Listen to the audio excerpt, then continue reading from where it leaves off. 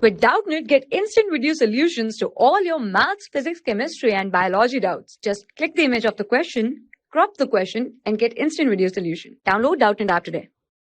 Hello. So question says that the sp3d2 hybridization is not displayed by, right? So there are some spaces in which we have to tell that in which of the following spaces the sp3d2 hybridization is not displayed, right? So we know that hybridization is a theoretical concept, and before doing the hybridization, right, or you can say that before calculating the hybridization of particular spaces, we know that steric number, right? So steric number concept, right? So if I am writing here steric number, right? So steric number, right? So this is steric number. S stands for steric, and this is steric number, right? And here I am writing hybridization, right? So if steric number comes out to be 2, then hybridization becomes sp, right? And steric number comes out to be 3, hybridization comes out to be sp2, right? And steric number comes out to be 4, hybridization comes out to be sp3, right? Hybridization comes out to be sp3, right? And steric number comes out to be 5, then hybridization becomes sp3d, right? sp3d, right? So it is sp3d.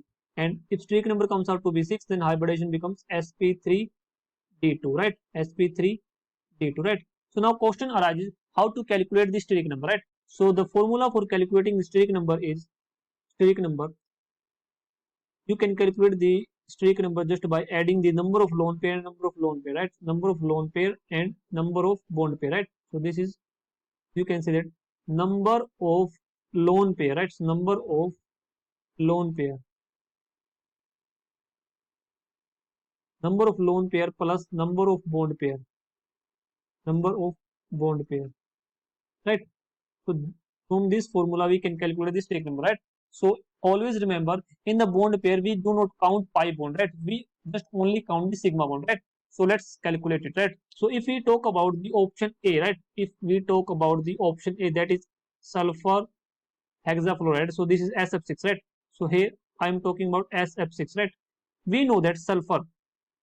So sulfur has a valence electron 6, right? So I can say 1, 2, 3, 4, 5, and 6. 6 valence electron in their outermost shell, right? So, and we know that fluorine makes single bond, right? So I can attach here one fluorine here, one fluorine here, one fluorine here, just to calculate the steric number, right? So one fluorine here, and one fluorine here, and one fluorine here, right? So I will get 0 lone pair, right? So we are not having zero lone pair, right? So we are left with 0 lone pair plus 6 bond pair, right? Plus 6 bond pair, right? So I can say that the steric number comes out to be 6, which means that the hybridization becomes sp3d2, right? It means that hybridization becomes sp3d2, right? So now move to the option B. Option B is BRF5, right? Same concept apply here.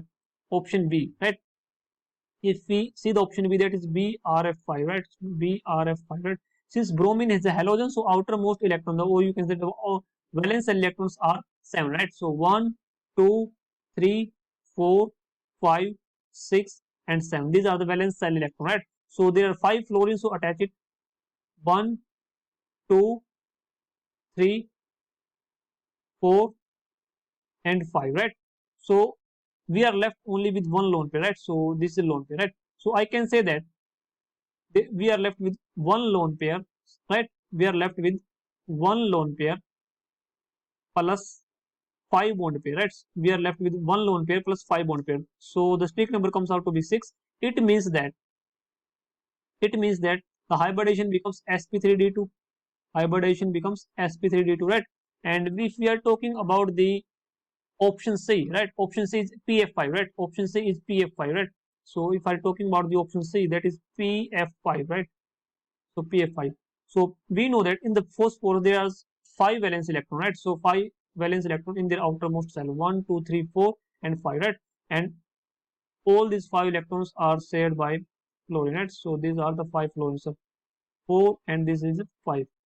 So I can say that there is 0 lone pair, right? So there is 0 lone pair, right? So there is 0 lone pair plus 5 bond pair, right? 0 lone pair plus 5 bond pair. That means steric number comes out to be 5. It means it has a hybridization sp3d, right? It has a hybridization sp3d, right? So, and the next option D is CRF63 negative, right? So CRF63 negative, right? So I'm talking about the option D, and option D is CRF63 negative, right? So it is an octahedral complex, right? So it has a hybridization sp3d2, right? So because there are 6 ligands, so right. So we simply just by seeing the ligand, so I can say that it is a octahedral ligand. So I can say that this is sp3d2 hybridization, right? So now we can say that if I am talking about the option, then option A comes out to be sp3d2 hybridization, right? Option A comes out to be sp3d2 hybridization, that is SF6, right? And if I'm talking about option B, BRF6, right? So we are getting the BRF6 as sp3d2 hybridization, right? So, but in the question we have asked, the sp3d2 hybridization is not displayed by. So in the option we are getting PF5, right? So PF5 has a sp3dt, sp3d hybridization, and CRF6 has a sp3d2 hybridization. So I can say that our correct answer will be option C, right? Our correct answer will be option C, that is PF5, which has a sp3d hybridization, not sp3d2, right? So option A, B, and D have a sp3d2 hybridization. So in this way we can say that the option A becomes wrong, B becomes wrong, and D becomes wrong, right? So we are left only with the answer C, or you can say option C, that is a PF5, which does not have sp3d2 hybridization, right? So it has a sp3d hybridization, right? So hope this answered your question. So thank you. For class 6 to 12, IIT JEE and NEET level. Trusted by more than 5 crore students. Download Doubtnut app today.